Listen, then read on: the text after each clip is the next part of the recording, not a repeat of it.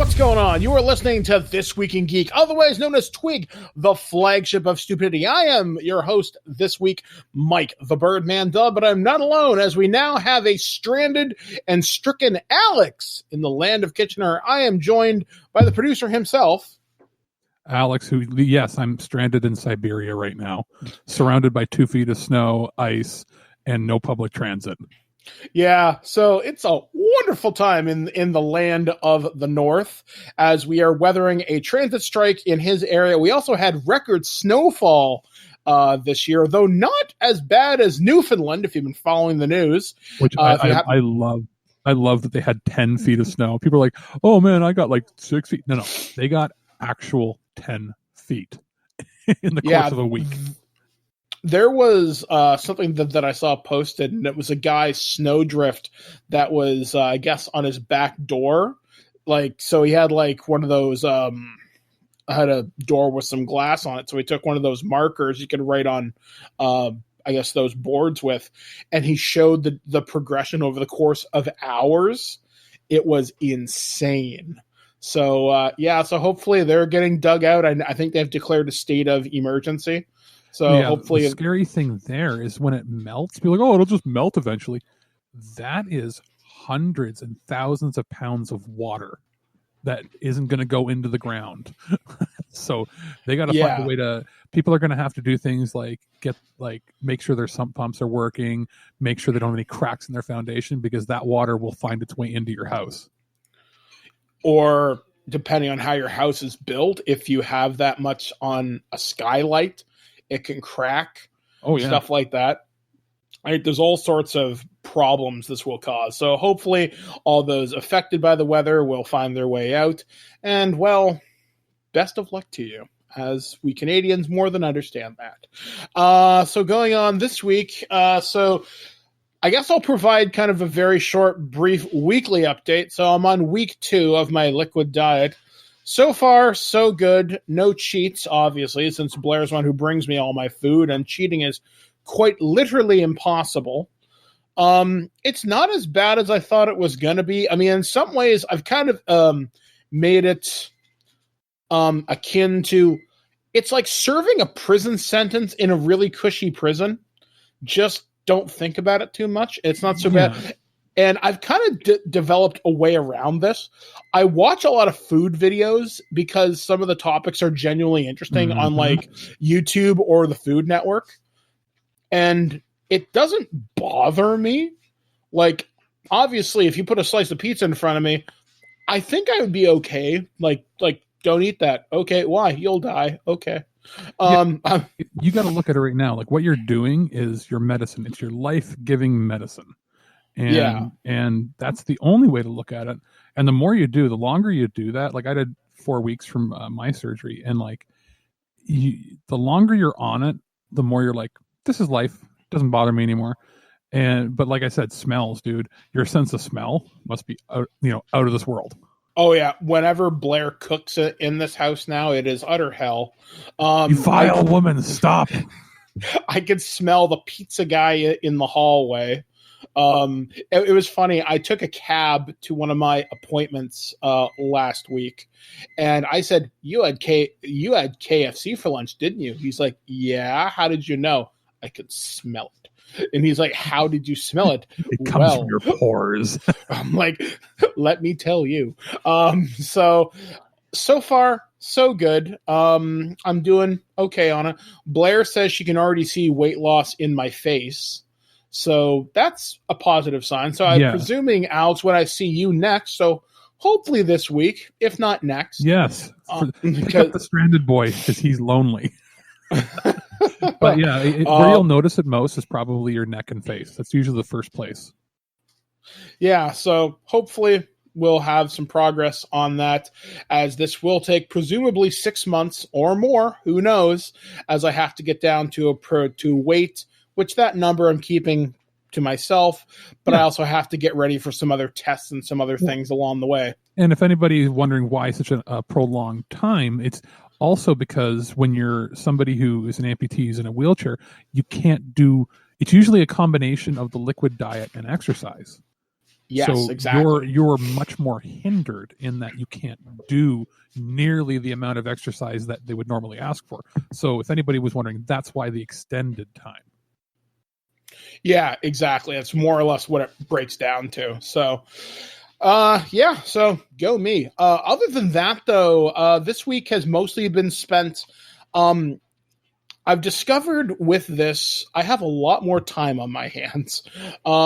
So I'm watching a lot of movies. I finally got to watching some of the movies that I've had in my collection for years. Finally sat through Hellraiser 2. Man, don't watch that at 3 o'clock in the morning. Screaming and screaming and screaming. Entertaining, but screaming. And then I watched the movie House Party last night, which I forgot I had. So I had a very bizarre dream of Kid and Play opening the Lament configuration, and that was bizarre, to say the least. And, yeah. Should we tell dreams? If you can do it very quickly. I will very quickly, but at the same time, maybe this newfound longer crazy energy you're having on the liquid diet will mean you can finally fucking catch up on SG1. It's been like 2 years, man. You've got them anyway. Yeah. So dreams. You talking about weird dreams. Very quickly. I won't tell the Aussie one unless somebody asks me about it in comments. But I had a dream. We as friends were all living in fear of bad people, in quotes. And we were living in the forest that was surrounded by lakes in a weird sort of treehouse type configuration, covered by canopy trees and layers and layers and layers of it that would hide us from the outside world where the bad people were finding. So we're like, oh crap, we gotta go. So we all try to get into a boat, and we're like, what are we gonna do with Michael? We can't get his wheelchair over to the boat. And the trees were magical, so they decided to help us by somehow building a bouncy fort, sort of like bouncy castle, out of all their leaves and branches. And you basically bum shuffled and hopped around like the gummy bears in the Disney cartoon over to the boat. And then we're like, the boat's not going fast enough. The bad people are going to get us. And you said, I'll save you with my inner power. And then you hopped out of the boat like you went overboard, like, nope, I'm going to die. And we're like, oh God. But then you floated to the surface and then used your mouth and locked on, like, and bit out of the back of the boat, and then spun your arms in circles and built like propellers. And then you used your leg as a rudder, and we got away. And that was my dream last night. Very, very peculiar. So, yeah, evidently we both have had bizarre dreams. So speaking of bizarre things, this show is actually going to be a little bit shorter. I don't know whether it's coming through on microphone right now. My voice is a little bit weaker than I would like. So we're only going to do two news stories and 2 weird stories this week, but we do still have a full slate of reviews for you. So packed show in that regard, but a little bit later on the news, but we'll see how the discussion pans out. So the reviews we have for you this week coming to us from VVS Films. We have Little Monsters, which is an Australian zombie comedy film, which was surprisingly really good. And also, there's going to be a link in the episode description here for if you want to donate directly to the Australian wildfire relief effort. We definitely encourage you to do that because koala bears and all sorts of people affected by this. The planet is on fire right now, and that's not a good thing. So please donate if you can. We would definitely appreciate it, and so would the folks in Australia.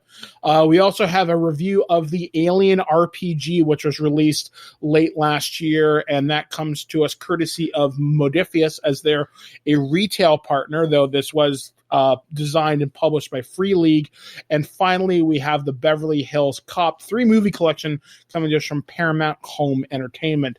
We also have, like I said, news and weird stuff to talk about. So let's get right into it. This is TWIG, the flagship of stupidity. We are looking at Beverly Hills Cop, the 3 movie collection coming to us from Paramount Home Entertainment. What's there to say about this groundbreaking trilogy that hasn't already been said? Well, Eddie Murphy, this is where I first became familiar with his work and ultimately became a fan of the Axel Foley character. And I found out while watching some of the special features on this Blu-ray set that this was originally supposed to be a Sylvester Stallone movie, and they wanted to call the character Axel Cobretti so he could be the Motor City Cobra. So it turns out Beverly Hills Cop kind of turned into Cobra for Sylvester Stallone. Like, they took out some of the action scenes. Anyway, that's kind of cool. You find that out during the special features. So you might be wondering, well, Mike, I already own this. Is it worth picking up again? Well, I'm going to say yes, simply because you are getting a newly upgraded version of this on Blu-ray. It looks fantastic. And you're also getting some new special features. You are getting 2 new deleted scenes. One, I think, is actually worth it. I wish they did include this in the original movie.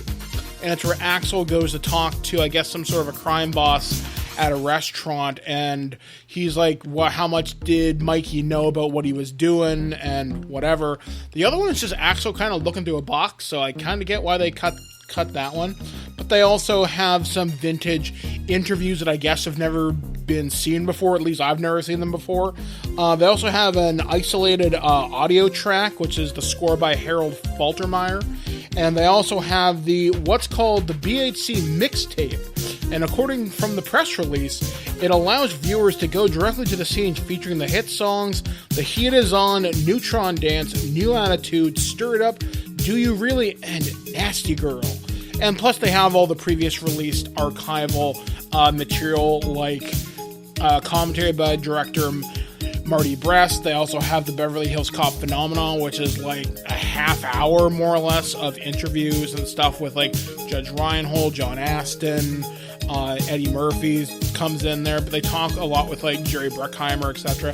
And it's really cool just to hear them kind of talk about this movie as it went through the different stages of production. And the director for this movie was literally convinced on a coin flip whether he was going to do it. And obviously this turned out to be tremendously successful for Eddie Murphy, because this really propelled him into Hollywood superstardom when the original came out. And I really enjoyed this. And I think for the value, I know you can get this on Amazon for like $25 right now. And I think that's a really solid price for this. My favorite of the trilogy being number 2.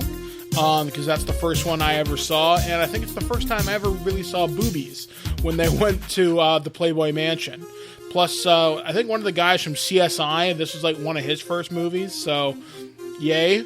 But anyway, yeah, I think the Beverly Hills Cop 3 movie collection is totally worth adding to your Blu-ray sets, especially if you don't have them.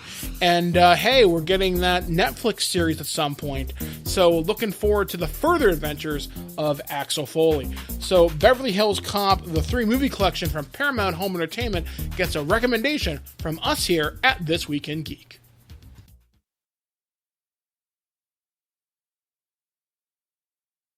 News on the march! Thank you for joining us once again on TWIG, the flagship of stupidity. This is the abbreviated news this week, but of course we got to start with the heavy hitter in the room. And I do so hate doing death stories on TWIG, just because it's generally something to not be happy about. But this guy had a really, really long life, but he also left behind an incredible legacy. At 95 years old, Christopher Tolkien, the son of the Lord of the Rings author J.R.R., passed away last Thursday. So this guy was the literary executor, editing much of his father's work, published posthumously after his death in 1973, including the Silmarillion, which I think was unrelated or related stuff to Middle Earth, but not completed, so to speak. I think it was all like based on a lot of notes and stuff that he had been developing for background stories and the histories, and because the main books open up a lot of lore that that wasn't explored about the histories and like side stories. And I believe the idea of that book and then a few others were to collect all of his notes and make them into a cohesive story. Yeah, exactly. So this is the guy responsible for the detailed maps of Middle Earth and stuff like that. And basically being the person gatekeeping, making sure that nobody that licensed the properties was disrespectful. He's the reason that the original trilogy movie was so successful and so close to the original work, because he was like, you can't make it unless you make it like this. Yeah, exactly. Now, according to Tolkien Society Chair Sean Gunner said in a statement, Christopher's commitment to his father's works have seen dozens of publications released, and his own work as an academic in Oxford demonstrates his ability and skill as a scholar. We have lost a titan, and he will be sorely missed. This is pretty amazing that he was able to do this. The fact that he was working as late as 2018 is, I think, quite impressive. He was working, like I said, from the Silmarillion to giving us the history of kind of Middle Earth, and it's just so impressive. The last thing he was doing was working with Amazon and Bezos on that big, gigantic billion-dollar television production. Again, sort of being a gatekeeper / lore master. So it'll be interesting to see how that Amazon project goes, because it's been in development now, 5-6 years, and they have something like that. And because it's such a monumental thing, and they didn't want to go the route of going like the Hobbit movies that went completely digital. They still want to do physical stuff, but we haven't heard a whole lot. But then again, Amazon has infinite pockets, right? So it all depends. They did announce some stuff this week to the Lord of the Rings property. I know it's a prequel. It's set during the Second Age. It'll feature potentially a young Gandalf. I think we're supposed to get Galadriel, a young Sauron. So obviously I guess during the war or before the War of the Ring, I guess. It'll probably lead up into that war, and that'll be it, right? Probably. I mean, I don't know a lot about Lord of the Rings. Actually, it's one of those fantasy gaps I have. Me as a nerd, I don't know a lot about. I mean, I've seen the movies. I read The Hobbit once, and the books were too daunting for me. And honestly, if I've seen the movies, I feel the need to not read the books, and I know that makes me a bad nerd. I know, whatever, fuck off. I think in this case it doesn't, especially I've seen 2 out of 3 of the extended versions, which basically covers everything. So, I mean, I've seen that. I have not seen any of the Hobbit movies because the CG looked terrible. And the first one's okay. And how do you take the shortest book and make it into the longest movie? They take the shortest book and make it 10 hours. See, the weirdest thing about The Hobbit is it would have worked as 2 movies, but not 3. Yeah, and so Hollywood has this weird obsession with making a trilogy out of everything. They had to pull in weird things from the side, sure, whatever. Eventually, I'll probably end up seeing them. I just remember hearing that it was very jarring with the special effects. How could you make something 10 years later that looks way worse? And it's because they didn't have any of the physical assets that they used for the original trilogy, which, whatever. My question is, what does this do for the licensed properties for video games? Well, I would imagine Chris probably left somebody behind that he probably trusted. And it's weird though, because going back over the history of Lord of the Rings video games, they've mostly been fine to mediocre. The most exceptional ones being Shadow of Mordor and what's the other one? There's Shadow of Mordor and then the 2 new ones in that same series. Yeah. War in the North was the bad one that kept glitching and freezing on people. And erasing. One by Ubisoft? Yeah, that one kept erasing save files. Okay. But apparently it wasn't a bad game. It's just it had, its own issues. If you look back, the stuff from the 90s and earlier, if you like D&D style games, the old traditional ones, the gold box stuff, maybe. But the one that I remember comes to mind, there were a lot when the movies were coming out that were, sort of cash grabs that weren't great. But the Third Age, that was the one that was the Final Fantasy turn-based RPG, and it was actually really good, and nobody bought it. Yeah, and then I remember there was Lord of the Rings Online, which it was a fine online RPG. It was during a saturated time when there were too many MMOs. Yeah, exactly. It just came out during that glut of games. So I'll be very curious to see what happens. Like, I've got pretty high hopes for the Lord of the Rings Amazon series, because that's going to be their flagship show, because as much as The Expanse is cool, Lord of the Rings is a lot more name recognizable in pop culture. No TV show in history for a single season has ever had more than $50 to $75 million invested, with the exception of, I believe, the last season of Game of Thrones, but they split that into two, right? You know, the 6 and 7. Yeah. That was $100 million, I think, for both. But this is $1 billion for the property. Who knows how many episodes? Like, they might not do seasons. They might just go 20. They said 20 each season, I think. 20 each season? So They said $1 billion, and they said that's per season. That doesn't make any sense. So I'm assuming they're using it to build the props and the sets. And then once all that stuff is built, the infrastructure is there, then each season will cost a significant amount less. But what I would like to see is, for all these side stories, or it doesn't even have to be about the same Lord of the Rings, just pick a character, pick a land, pick something, and let's get a cartoon. Let's get, like, you know, some sort of like a cartoon that, you know, has a continuing story arc, because you can pump those out a lot quicker. And I don't know. I'd rather have live action, even if it takes longer. I mean, to tie us over till, like, it sounds like the TV show is going to be like another couple of years. I think we'll see something next year in 2021. I think that's the idea. Don't quote me on that, but I think we're going to see it sooner as opposed to later. I mean, I'm looking forward to it. I think it's going to be cool. It's definitely going to be a reason to have Amazon Prime Video. It's never going to be able to compete with, I don't know, this might be its Netflix competition. This may put it, it's not going to be on par with Disney Plus. It's, you know what, but with the kind of money they're putting into it, if it doesn't look or feel like Game of Thrones, they're wasting money, because they're apparently not just using pure digital cameras like they did for, like, they use the, you know, the Red One Epics for The Witcher and that, which I still have to see, which, you know, it looks like a decent fantasy, like from all the previews I've seen, decent fantasy movie budget. The reason Game of Thrones looks so good is they use 35 millimeter film to actually make it look more like realistic and gritty. With the kind of money they're throwing into it, they kind of have to do that. Otherwise, people are going to be like, you spent $1 billion on this? Yeah.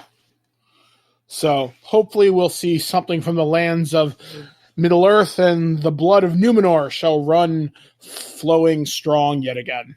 So the next story I want to cover this week, and this one I was going to put in weird, but I think it's important to mention from a scientific angle. You know how we've always talked about nano machines, son? If you know what that's from, welcome from 2013. I think that was the year that game was released. But anyway, scientists say they've followed a supercomputer's instructions to create the first ever living robots using stem cells harvested from frogs. And I'm reading this from globalnews.ca. The living machines are less than 1 millimeter in size and can move, pick up tiny objects, and heal themselves. Researchers at Tufts University and the University of Vermont say they live for 7 to 10 days and die after their functions are complete. But if you're getting Jurassic Park vibes from this frog splicing science, don't worry, they're not making dinosaurs, they're making something completely different. These are entirely new life forms, said project co-leader Marcus Levin, director of the Allen Discovery Center and Center for Regenerative and Developmental Biology at Tufts. They are living programmable organisms. They have never before existed on Earth. Do you want xenomorphs? Because that's how you get xenomorphs. Well, this could lead to some interesting ideas. So a little bit more. It's actually funny you mentioned xenomorphs, because they've been dubbed xenobots after the African clawed frog Xenopus laevius. that supplied these stem cells. So they're neither a traditional robot nor a known species of animals, says robotics expert and co-lead researcher Joshua Bongard in a news release from the University of Vermont. Levin explained the frog cells have been used to make something new entirely. It's 100% frog DNA, but these are not frogs. As we've shown, these frog cells can be coaxed to make interesting living forms that are completely different from what their default anatomy would be. Levin says the living robots could be used for a variety of purposes, such as rooting out radioactive material, gathering microplastics from the ocean, or scraping plaque out of a person's arteries. The findings suggest that these surgically arranged robots could be scaled up to create a pipeline or larger of novel life forms, the researchers wrote in their paper. The work was published last Monday in the Proceedings of the National Academy of Sciences Journal. Although some steps in this pipeline still require manual intervention, complete automation in the future would pave the way for designing and deploying unique, bespoke living systems for a wide variety of range of functions there. Each AI model looks like a game of three-dimensional Tetris with various cells arranged as blocks. Researchers say organic machines can be superior to ones made of steel or plastic because they can heal and renew themselves. It's impossible to know what the applications will be for any new technology, so we can only really guess, says Bongard told The Guardian. However, the notion of making a new creature with the building blocks of an old one raises difficult ethical questions, according to Thomas Douglas, a senior research fellow at the Oxford Unihiro Center for Practical Ethics. At what point would they become beings with interests that ought to be protected? I think they'd acquire moral significance only if they included neural tissue that enabled some kind of mental life, such as the ability to experience pain, but some are more liberal about moral status. And then it goes on, the aim is to understand the software of life according to Levin. So this is interesting, because I could see nano machines, and that's what I'm just going to call these things, or xenobots. If you could program these things to attack cancer, that could be, if you could teach them how to repair damaged neural tissue in someone who suffered a stroke or dementia, there's so many medical applications for this that I can see that. Yeah, the weird question arises then when how much do you replace before the person is no longer a person? Or no longer the same person, and it brings and not even like religious ethical things like where how much do you replace before the person's soul is different or blah blah blah. I'm talking like how much do you replace before the person is no longer who they were. So it brings into like even political stuff like, oh, if this person has part of their brain replaced by this and it grows in, and they start changing the way they think or who they vote for and all this. Is that valid, or was that changed? Was that something that was put in there with a purposeful intent? Like there's weird shit that would happen. I don't think I would go that far, at least in my approximation of kind of looking at this. I think there's questions that they would have to ask before they even do it.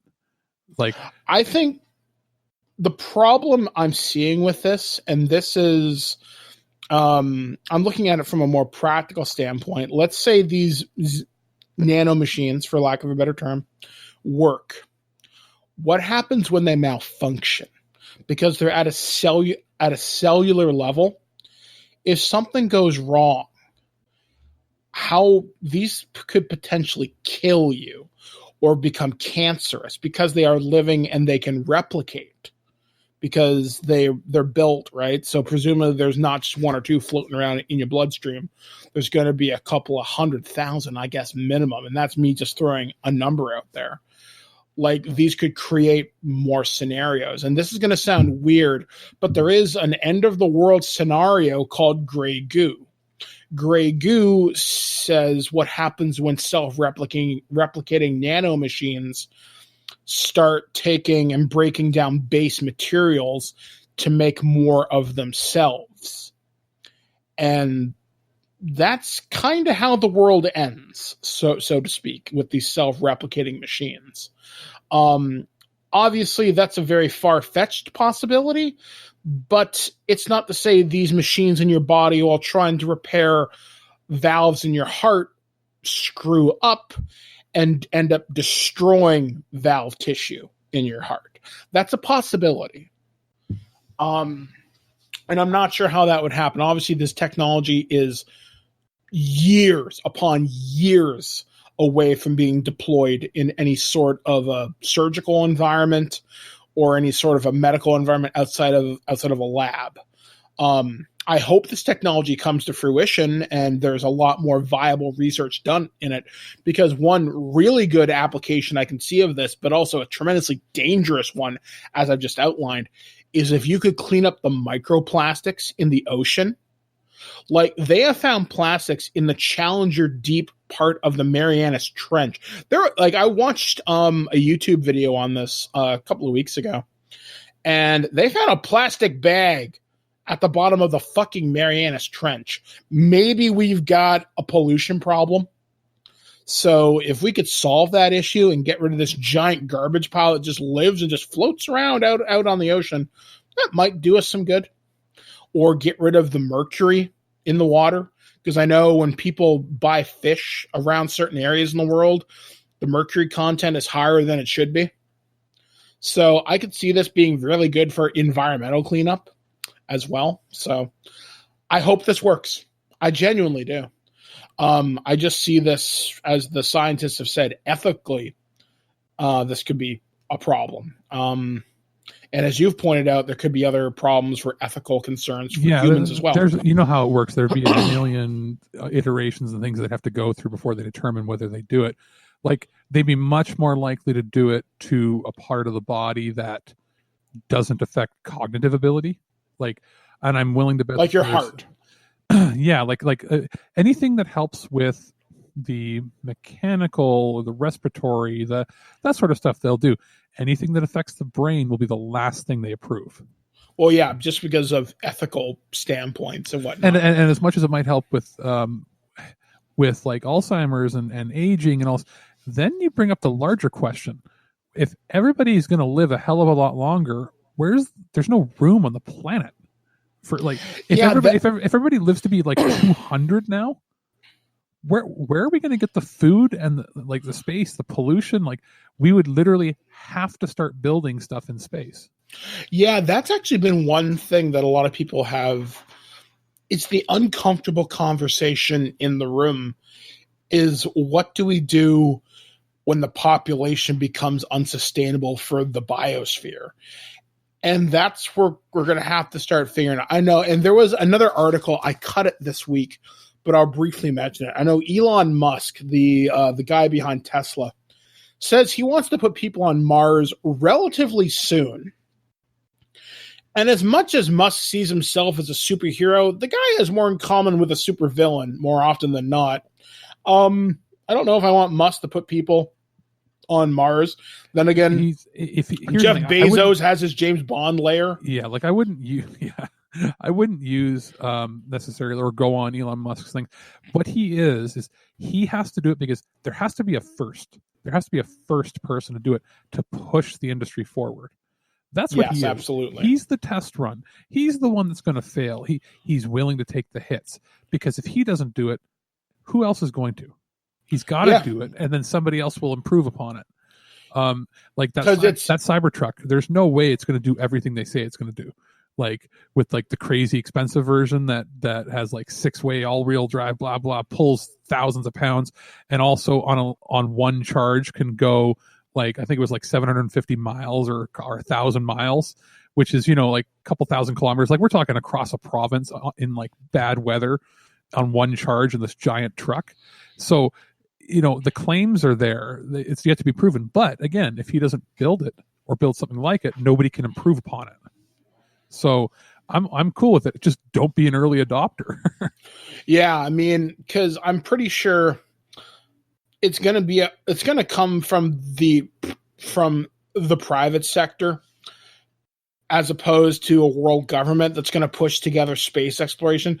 China and India and the United States and Russia all have these lofty aspirations of space, but with current administrations in charge around the world, they're more interested in fighting each other than pushing the boundaries of human understanding. And while that may sound good in a press release, it's not good for the human race as a whole. And no matter what side of the political spectrum you fall on, we live on the same planet, and you got to realize we're kind of in trouble at the current time. So I'm hoping against hope that science will help get us out of this literal deep shit that we're in, because right now the planet's on fire.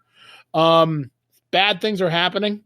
So I'm hoping with the advent of nanotechnology and space exploration and all sorts of wonderful technological inventions being cooked up in laboratories around the world, hopefully we'll see more Star Trek as opposed to Star Wars in our future.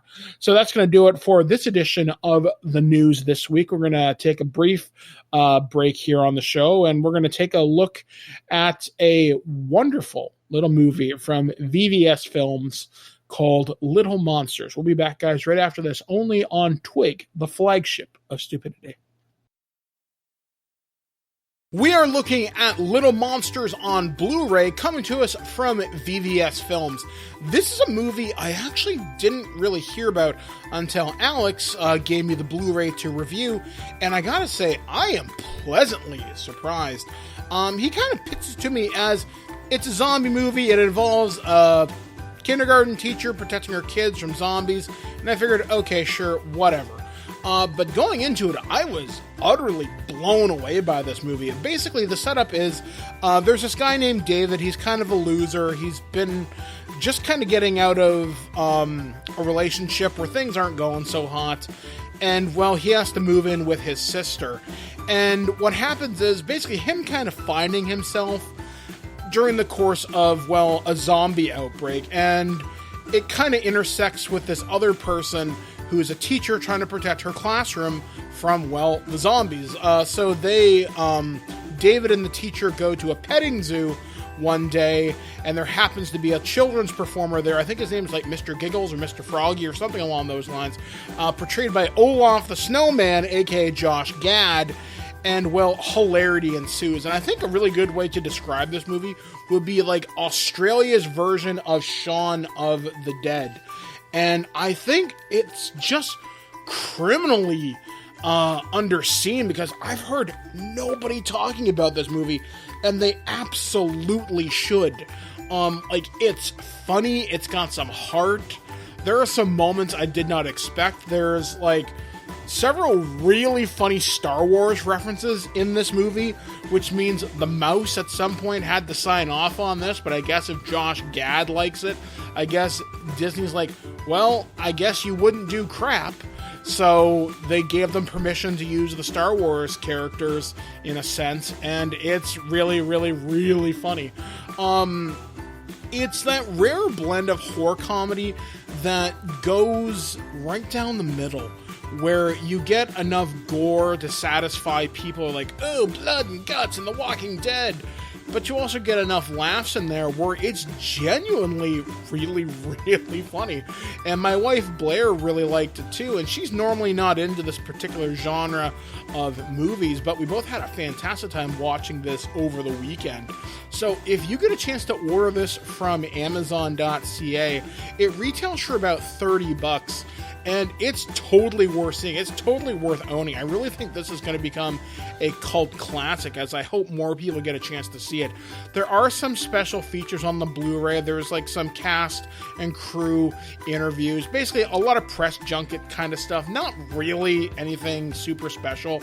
More special features would have been nice, but for what you're getting a fantastically entertaining movie. If you get a chance to see this, I really hope you'll tell others about it, because if this is Australia's answer to Shaun of the Dead, sign me up, sir. I would like more of this, please. And I'm hoping we see more from the world of Little Monsters. What makes you qualified to be a reporter? I'm willing to violate anyone's privacy for my personal gain and then claim with a straight face that the public has a right to know. By the hand of Zeus, what manner of deviltry is this? I love fake alien poop day. Of course, it wouldn't be This Week in Geek without the weird, the wacky, the just plain fucked up things that happen to occur on this big blue marble we call planet Earth. It is the weird news. I'm Mike the Birdman Dodd. He's Alex the producer. Well, fortunately, I have been blessed with a happy marriage. So far, I haven't been murdered in my sleep, nor have I been sought divorce. However, some people are not so lucky. And divorces can be messy. Sometimes they're amicable. And sometimes people go their separate ways. And that is that. However, not so for one man in Kansas. So a Kansas man has asked that he cuts through the red tape of civil court so he can settle a fight with his ex-wife the old-fashioned way. With a sword duel! So David Zachary Ostrom, 40, has asked the Iowa District Court to let him fight his ex-wife, 38-year-old Bridget Ostrom, or her lawyer, in order to sort out a dispute about taxes and calling their children. His bizarre request is included in court documents obtained by two local newspapers, the Carroll Times-Herald and the Des Moines Register. David Ostrom says trial by sword combat would give him a chance to strike back against the pair who have, quote-unquote, destroyed me legally. I now wish to give them a chance to meet me on the field of battle, where I will rend their souls from their corporeal bodies, Ostrom wrote in his request, according to the Herald. Ostrom says he wants to fight his ex-wife, although he'll settle for fighting her lawyer, Matthew Hudson, if he chooses to be her champion.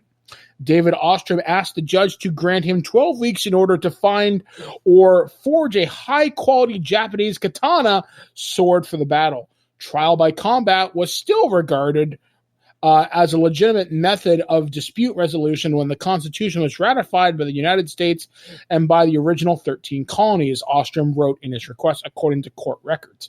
To this day, trial by combat has never been explicitly banned or restricted as a right in these United States. Ostrom told the Register that he got trial by combat idea from a 2016 case in New York where Supreme Court Justice acknowledged the medieval combat was a viable option for resolving a legal dispute. However, the judge declined to order such a fight. David lives in Paola, Kansas, where Bridget lives in Harlan, Iowa, where the court battle is unfolding. Attorney Matthew Hudson filed a resistance to Ostrom's motion and appeared to mock his spelling in the process.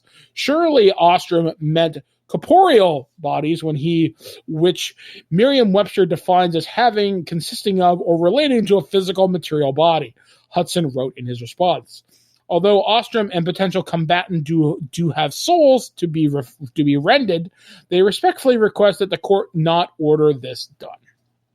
Hudson suggested that trial by combat is an extreme way to settle property tax and custody issues, since such a battle could easily end in death.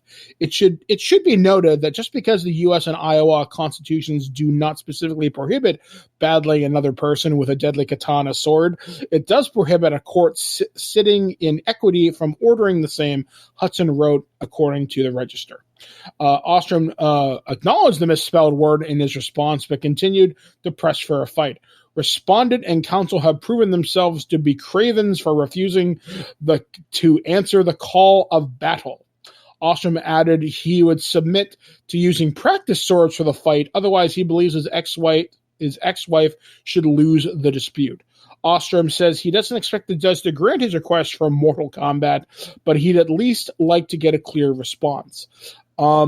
Evidently, these people were married for about 10 years, have been divorced for 2. The judge who granted their divorce described them as very bright and articulate at the time.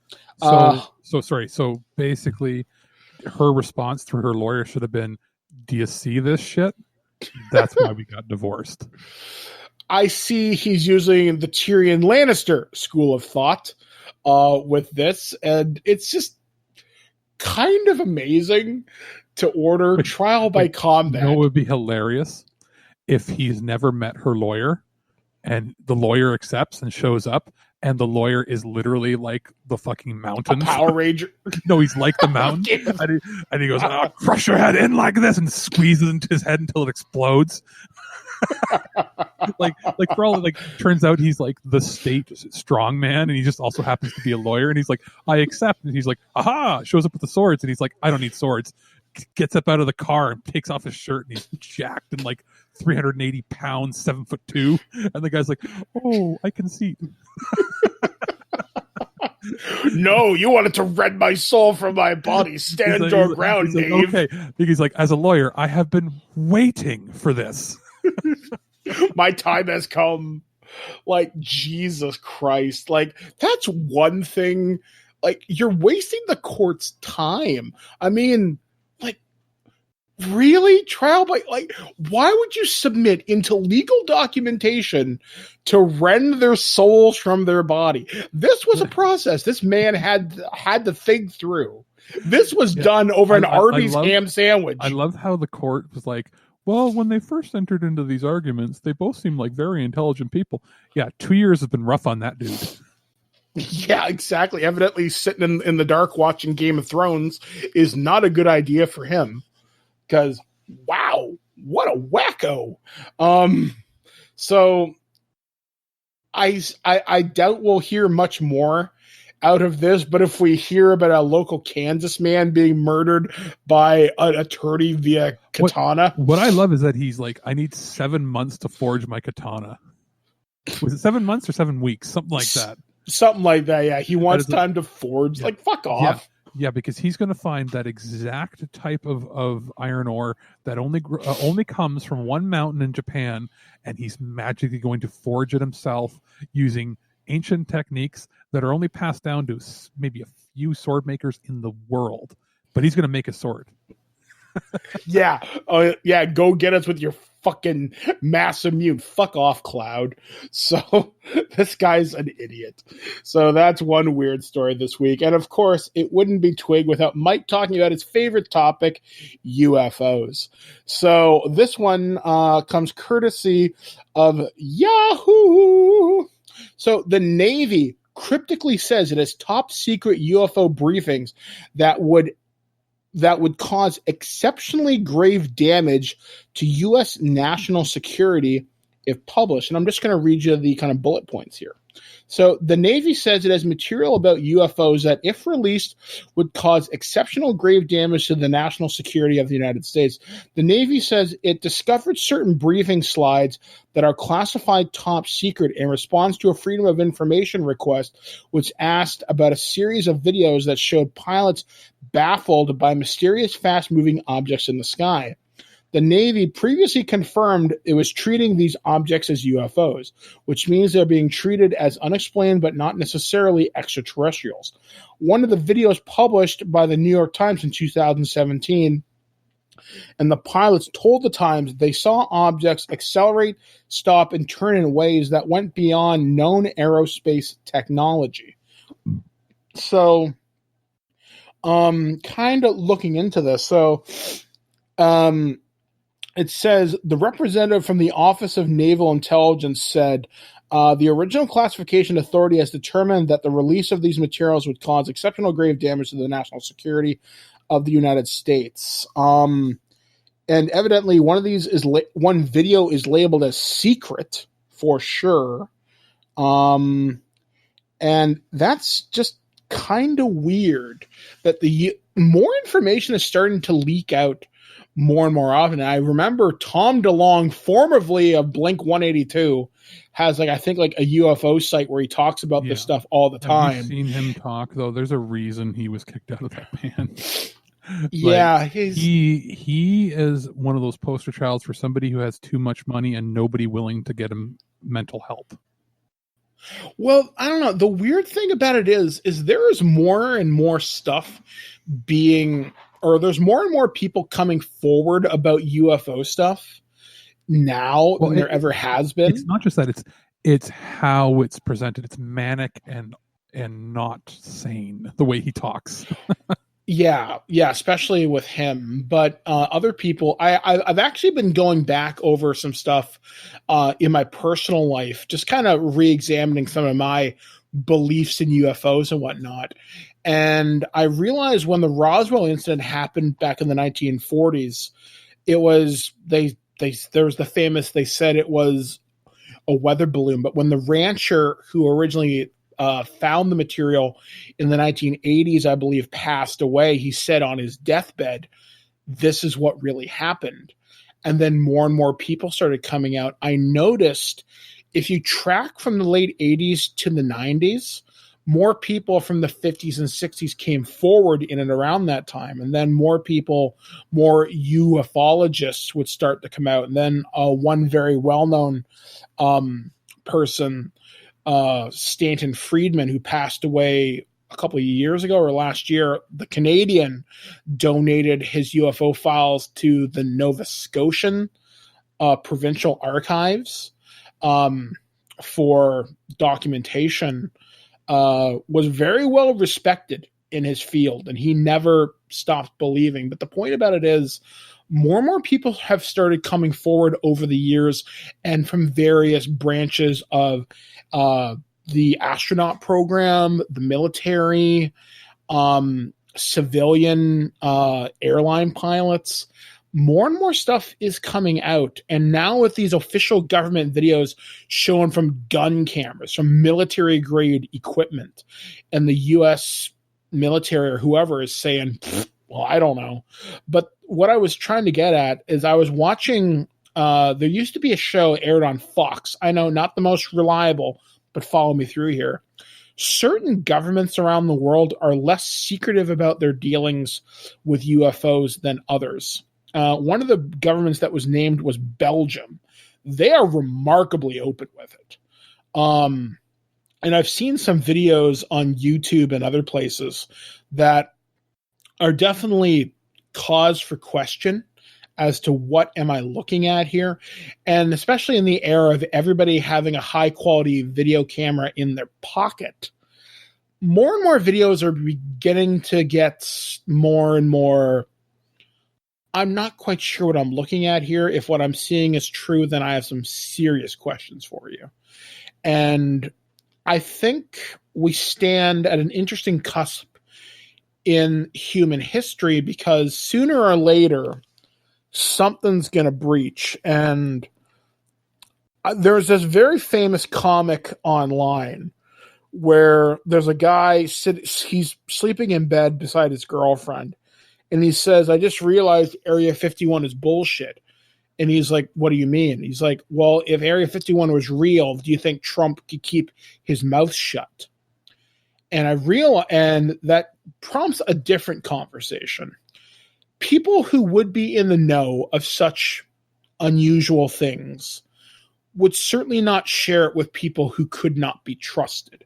And you look at the era of secrecy and the political climate of the 60s, the 70s, and the 80s. Things changed in the 90s and the 2000s and forward, with government people sitting as the figurehead, like the president, the vice president, etc. Unless they had a significant military background, and even then, they probably don't know everything that's happening. Like, I guarantee you Trump doesn't know top secret stuff. What are the black bag deals happening in the Middle East? What is truly going on in Russia and South America? And as much as that's me putting on a tinfoil hat, military and strategic command has to keep a certain level of power within their own, I guess, command structure. Like, basically, they are trusted to operate by themselves. They're left alone because they know what they're doing. Yes, he's the commander in chief. Yes, he holds the nuke codes. But if shit were to really go down, do you really think it'd be left to someone like that to make that true decision? I'm not inclined to believe that. And that's probably a conspiratorial thought right there. But I believe there is a higher authority above world government that knows a lot more. And the old name for this was the Majestic 12, or people who knew a lot about UFOs and aliens and everything else. But even if, let's say, that shit's not real, there's probably a shadow war of some kind. And I know that's a very dramatic sounding term, but there's probably like crime lords or military stuff that probably the average schmuck in the government doesn't know about, that's being fought behind the scenes. It's stuff we see in movies like James Bond or Jason Bourne or whatever. There's probably bad stuff happening we'll never hear about. Stuff that heroes who are buried in unmarked graves around the world. And I think if there was something serious to mankind like this, that information is guarded in the deepest, darkest bunker in the world, cut off from the internet by biometric security and whatever other terms you can possibly think of. That information is never getting out unless somebody brings it literally right to the desk of CNN from one of these bunkers, and it gets out and that person is immediately murdered afterwards, because there's no way it's ever going to happen. And I know there was even talk of when the WikiLeaks thing happened a number of years ago, they went looking around for UFO files and they couldn't find anything. That doesn't surprise me. There was even another talk, and this one I'm a little less inclined to believe, where somebody yanked a picture off of a NASA server and it showed something. And then his computer mysteriously got wiped. And that file was never recovered, but this guy could recall in excruciating detail what he saw. And I don't know how much I believe that, because that's awfully convenient. But we live in an era where information can rapidly be created and rapidly be destroyed. And I know they do this with child porn. If they use some kind of an AI or some kind of a software system where they can spot it and it can be deleted and erased. I know Apple does it on their like iCloud servers. So what's to say that there isn't some advanced version of this where if it spots true UFO bullshit, that it isn't just deleted and flagged immediately? I'm going to say no. You don't think so? Not even remotely. Simply because if there was any of this sort of proof out there, it would have dated back to the old bulletin board days of the 80s and early 90s. There are people that are awfully secretive and are extremely good at hiding everything online. This is a case of like when people say that, the professors and the universities have a cure for, and doctors have a cure for cancer, but the big pharma and everybody's hiding it because they won't make any money. Somebody in the world would have leaked it and had proof of it by now. There's just too much proliferation of people out there. So this stuff just either doesn't exist or isn't being shared. Yeah, like I kind of believe it isn't being shared personally. Like I'm willing to believe some pretty fantastic things. And I've seen some pretty weird stuff. Like I dig around on some weird parts on the internet sometimes. The problem is I've seen enough and dug deep enough into not full on dark web, but like the dark corners around it to know that there are people that get an extreme amount, like an obscene amount of fun out of making elaborate hoaxes. Yeah. Exactly. And making up elaborate conspiracies. And I'm not saying you've fallen for some of them, but there's a possibility that some of these are large enough and believable enough that you might, and every average person might believe it. Yeah, like there are a few that I'm highly questionable about. Like there was some I watched. Again, I go back to YouTube and I wonder how much that can really be trusted, because you look at disinformation campaigns. But there's some stuff out of the Middle East that I don't know. There's something about it. It seems wrong. Like something about this just doesn't seem right. And then there's stuff about the gun cameras, seeing stuff, but that's the same thing. If the government wanted to hide something, why even acknowledge it? Just fucking get rid of it. Don't say shit. So is it just enough to keep the public happy, to keep them from not noticing something else?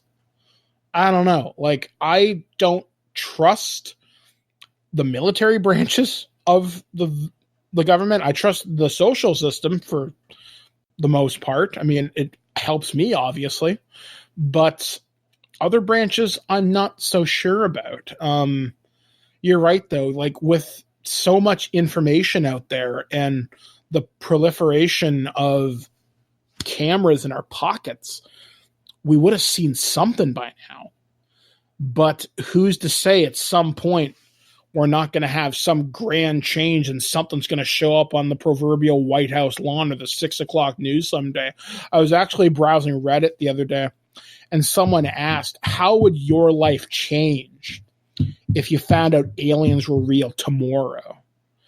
And I said, my life wouldn't change very much in the regards that, well, I'm fascinated, but I'm afraid, because traditionally it doesn't work out too well for the people going to be colonized. And I gave the example of the Native Americans and the European settlers. Didn't work out too well for us. But that being said, I also went on to give detail. Well, look how it would affect the world's religions. They'd have to completely revamp things. And then people started giving their 2 cents about how Catholics have said they're willing to welcome them because the Pope had said some offhanded quote like a little while ago about it. And it would just change things. And I know you and I have talked about this on the show. The issue I have with that is if a lot of the religions out there are very strict about if it's what's written in our book is what's right and this is all that there ever is, you can't just going, well, if there are aliens, so if we interpret it this way, no. You can't just start bending your religion to change reality around it. There are people that are going to freak out because if aliens were out there and there was proof, their religion is completely wrong. And people are going to lose their mind. And you can't just go and try to bend it and change it. It's like, no, you would be completely wrong. And that would devastate people. Exactly. It would change entire texts. There are plenty of open people out there, and there's plenty of religions that are open to anything in the universe. But I have a problem with the hypocrites that would then say, well, no, this book says it could happen. And that's not what you were saying 10 minutes ago before aliens showed up. Yeah, it was not. It was not its original. It was not the original interpretation. So at that point, you have people that are then going to question their own religious leaders that are going to go, "Hey, why are you being wishy-washy on this? If you're wishy-washy on this, does that mean that this is okay too? Does that mean that this was not bad? Does that mean that this was bad?" Like, people are going to start questioning everything. The people that'll get affected the least will be atheists. The people that will get affected the second least are either agnostic or of a religion that is like, more of a personal, open to the universe, maybe like a Buddhist or something, where they're not stuck with the Abrahamic or Judeo-Christian sort of religion type stuff.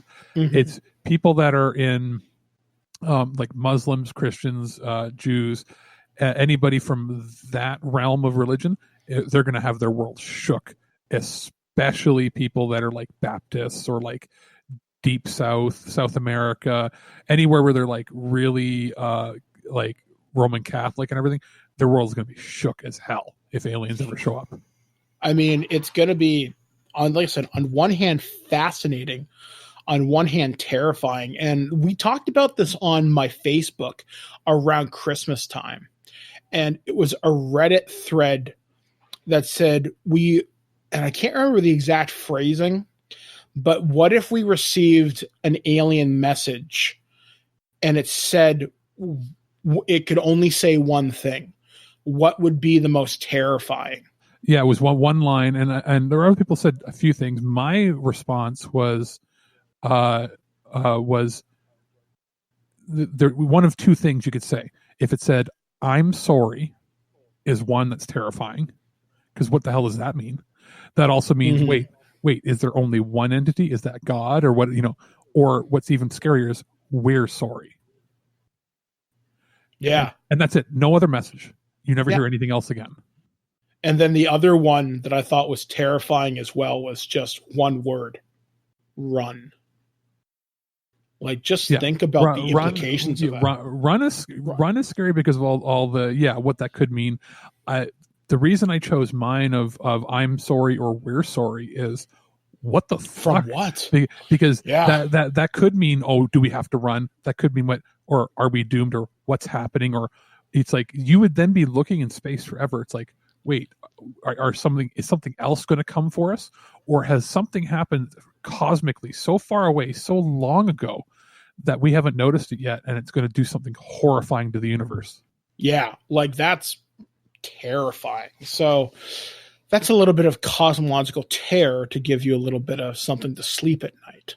So on that note, we close out this weirdly put together weird news this week. So we're going to take a small break with my next review, and I'm guessing this one is going to continue the theme of space, and this is going to be my review of the Alien RPG from Free League and their retail partner Modiphius. We'll be back, guys, right after this, only on TWIG, the flagship of stupidity.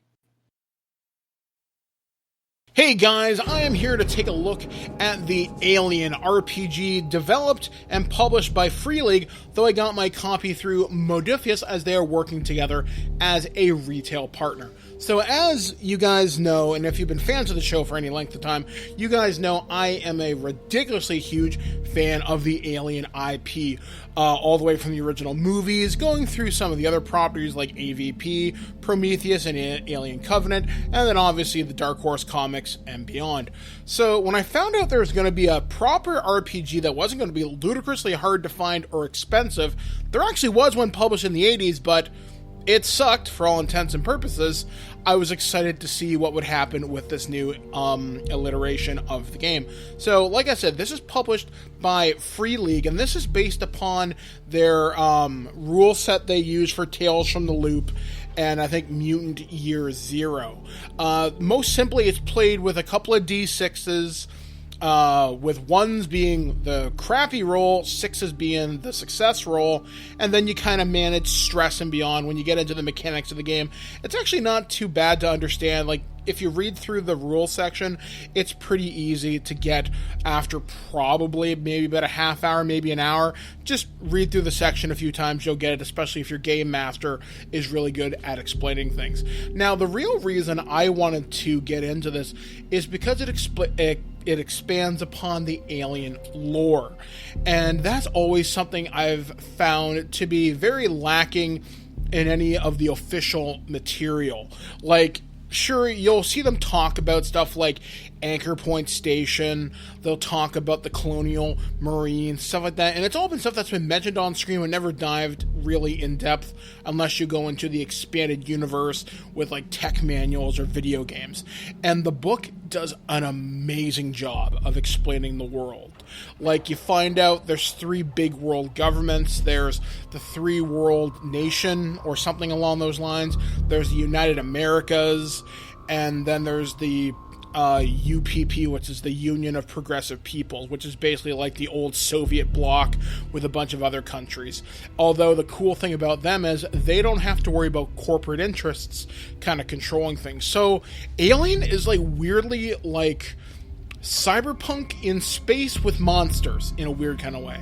And it's really weird because I never looked at Alien as anything beyond like raw monsters, but they describe the RPG as kind of looking at the hubris of man.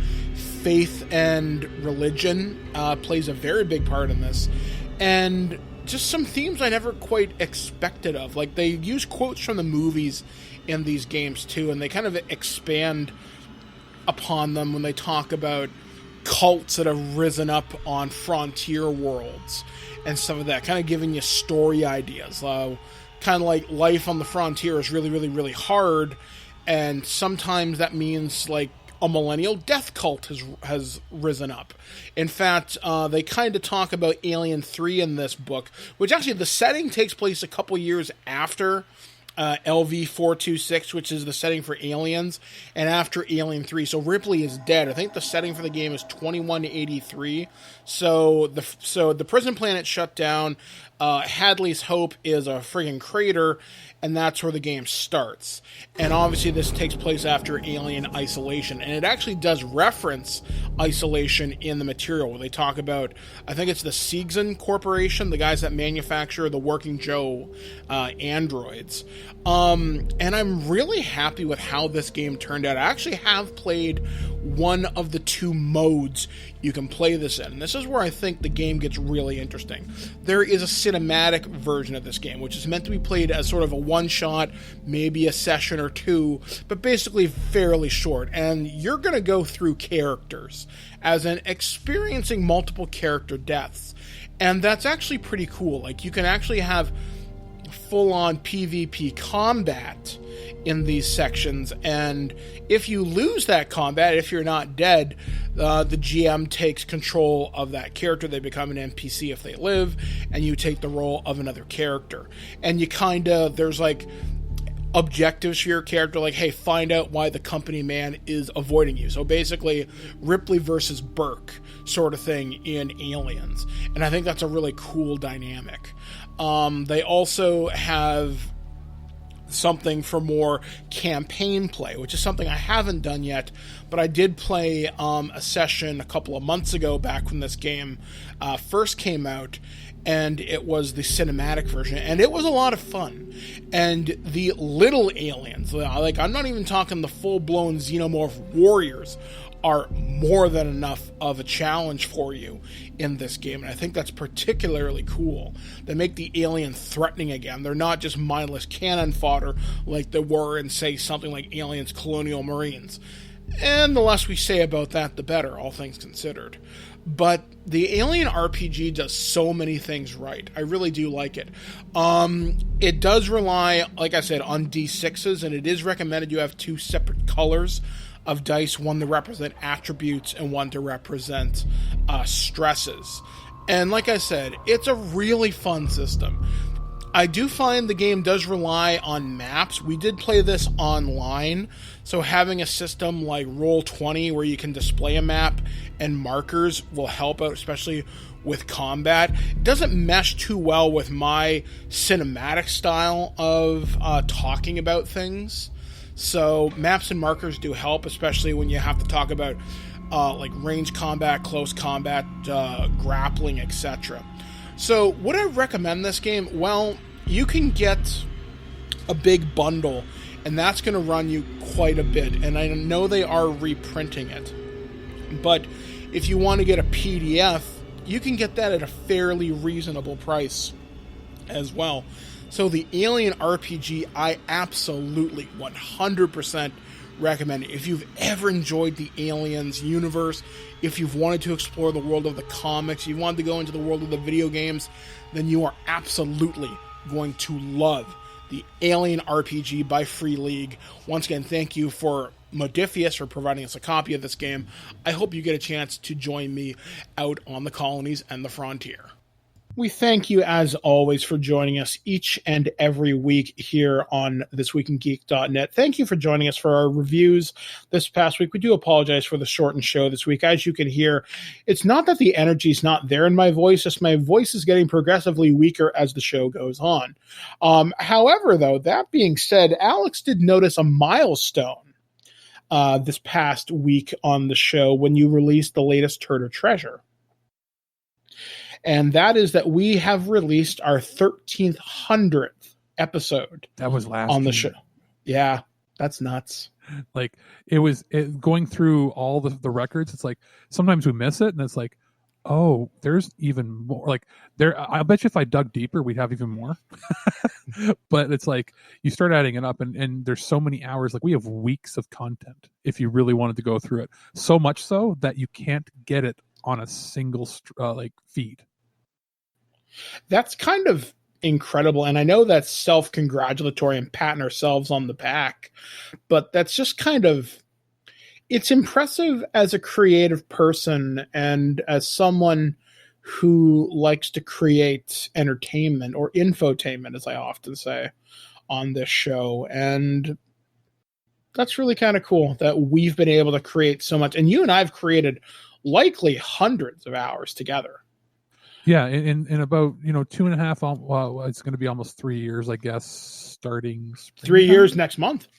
Next month, that's right. Regularly, because we've done a few little things here and there, but in 3 years, it's been with the exception of I don't think we've ever actually taken a complete week off because we had pre-recorded some things, but like for the most part, it's been that would be about 150. We've probably recorded 200 to 300 different episodes in 3 years. Because some weeks we end up having more, or we've guested on, or co-produced with other people some things. So some weeks we have one episode, some weeks we have 3 or 4 different things.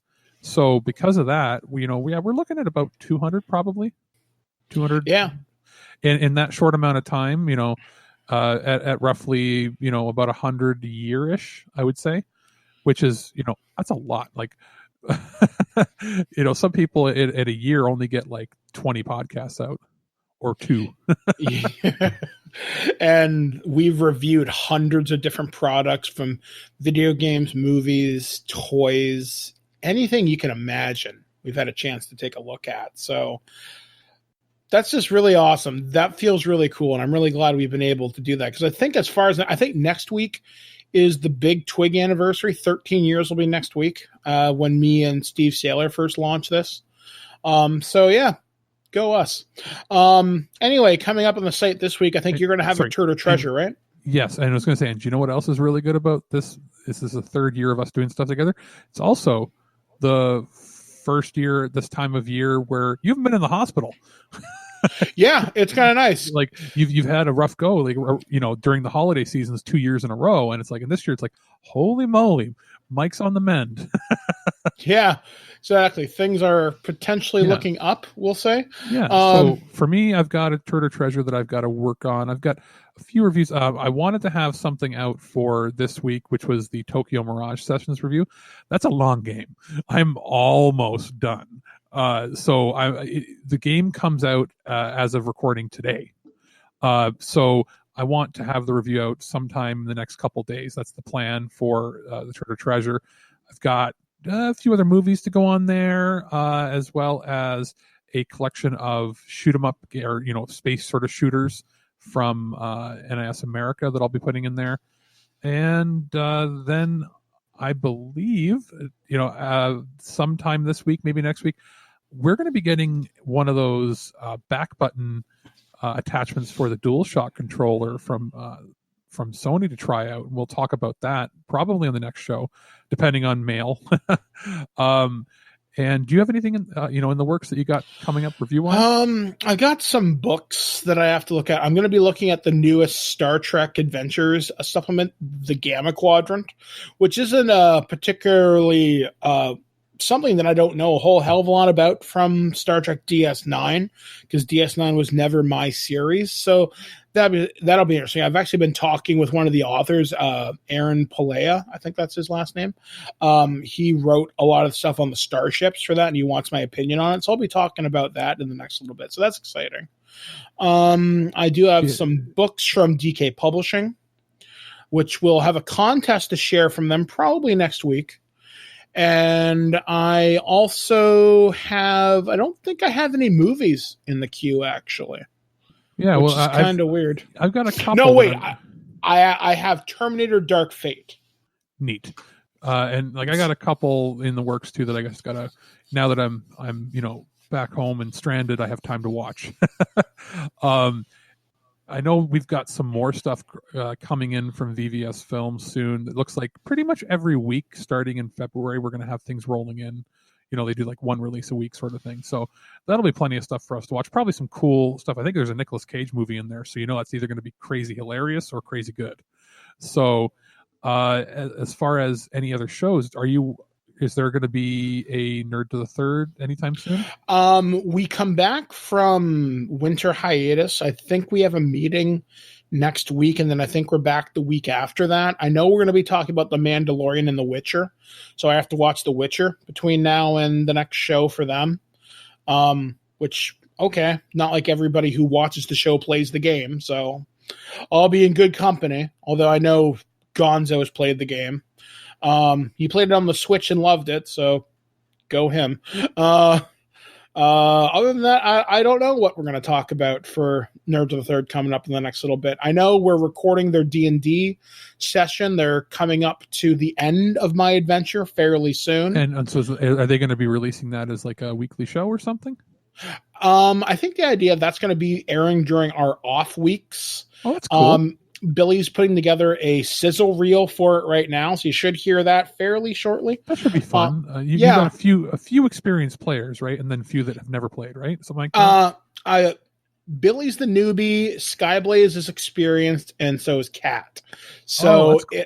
It's been a fairly fun experience, although it's an interesting table dynamic. So other than that, we do thank you for joining us as always on ThisWeekInGeek.net. We do appreciate your participation, so be sure to talk to us on Twitter at ThisWeekInGeek, or you can find us personally at Birdman Dodd for myself, and you, Alex? At Deathface Twig, but also this week is when Picard launches.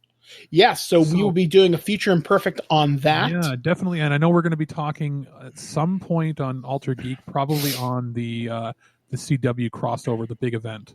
Yes, I'm about halfway through Crisis. I'm just watching it as I stay up late at night. It's a wonderful way to kill time. Well, because it's one of those things where it's like, how often do you get a 5 or even, depending on how you look at it, a 6-part crossover? It's like impossible usually. So it never happens. It's monumental. So it's something to talk about for sure. Exactly. So we'll talk about that and more. So until next time, we have been Alex. I've been Mike the Birdman Dodd, saying live for your Die Hard. And as my friend Jackie Bam Bam might say, be cool, be kind, be careful. We'll catch you guys next time right here on ThisWeekInGeek.net. Well, that's our show. All right, here's the deal. Every time you watch my show, I will send you $40. Checks will not be honored. You've been listening to This Week in Geek, your source for guaranteed nonsense or your money back. Tune in next week for more info on the most important things you didn't need to know. Check out our website at ThisWeekInGeek.net and subscribe to our podcast through iTunes or any podcatcher. If you'd like to comment on this episode, head over to this episode's post at ThisWeekInGeek.net and leave a comment through Facebook Connect. Follow us on Twitter at ThisWeekInGeek.net and follow our Instagram at twig_official_podcast. Social media not your thing? Send us an email at feedback@ThisWeekInGeek.net. We'll see you next time, and remember, lower your shields and surrender your listenership. Just when you think this show is terrible, something wonderful happens. What? It ends. I have to go. Somewhere there is a crime happening.